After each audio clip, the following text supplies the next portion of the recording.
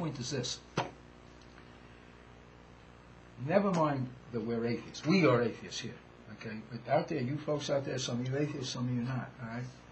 Are you in favor of arming the world's most repressive religious regime, most oppressive anti-feminist regime, et cetera, et cetera? I don't think you are. Well, tell the viewer and the listener why our government wants to give that money to them. They know that it's a very repressive regime. I'll put it to you very simple. Okay. All right? Muslims, pious Muslims, bow to Mecca 5 times a day. All right? Wall Street bows to the Persian Gulf 50 times a second. Right? Okay? And they don't care. Talk about, all of the, you just talked about what do you mean they don't care? And repercussions about something down the road happening. This thing will have repercussions down the road, and it's all about the here and now, isn't it? Let's put it this way. It's called a 3-letter word. You can't use 4-letter words on TV and nowadays because the God people don't want you to do it. Oil is a 3-letter word. Oil. O-I-L. Like in O-I-L spells M-O-N-E-Y. And they're not that's thinking... what keeps the Saud family business in business. Well, let me put it this way. It ain't just... I got a brother down in Texas, all right? And so I go down there and I follow Texas, okay? This real center of the oil industry, the technical part of the oil industry, is Houston and Galveston and so on. They send out their people everywhere in the world.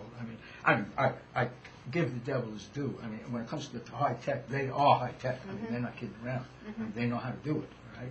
But the point is that their attitude is, and I've heard a guy, one of the heads of the CIA, describe it.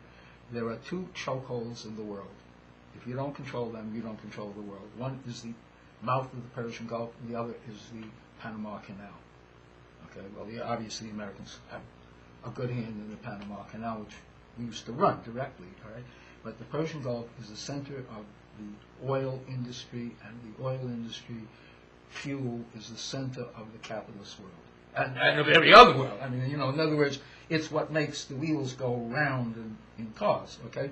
So, now, in addition, you got to understand that, I mean, when you're talking about Iraq, for example, when you hear about Halliburton and so on and so forth, you're talking about billion-dollar contracts to repair things that we destroyed, and they destroyed, and et cetera, et cetera.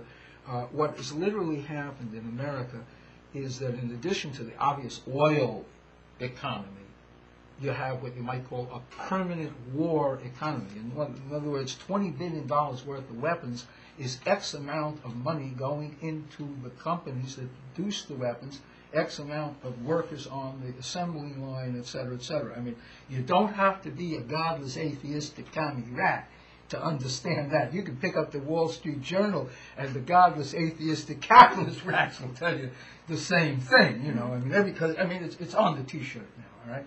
Now, I'm making a proposal to you guys and to the folks out there. Why don't we save that and talk about that off the air? All right. Let's talk about that off the air. All right. Okay. All right. 3 minutes, Lenny. All right. 3 minutes. We want to add to the this. moral of the story is that when it comes to the Middle East, which is on everybody's mind now because you got Americans getting killed here, et cetera, all right, and God forbid a few other people getting killed as well, et cetera, all right. The moral of the story is that we here in the United States, we, particularly in the atheist movement, have to start educating the people of America as to what has been the role of the American government, Republican and Democrat, when it comes to religion in the Middle East, backing up Israel, backing up Saudi Arabia, arming the Shah, backing the Shah's torture regime. Right now we're friendly with Dubai and all of these governments, etc.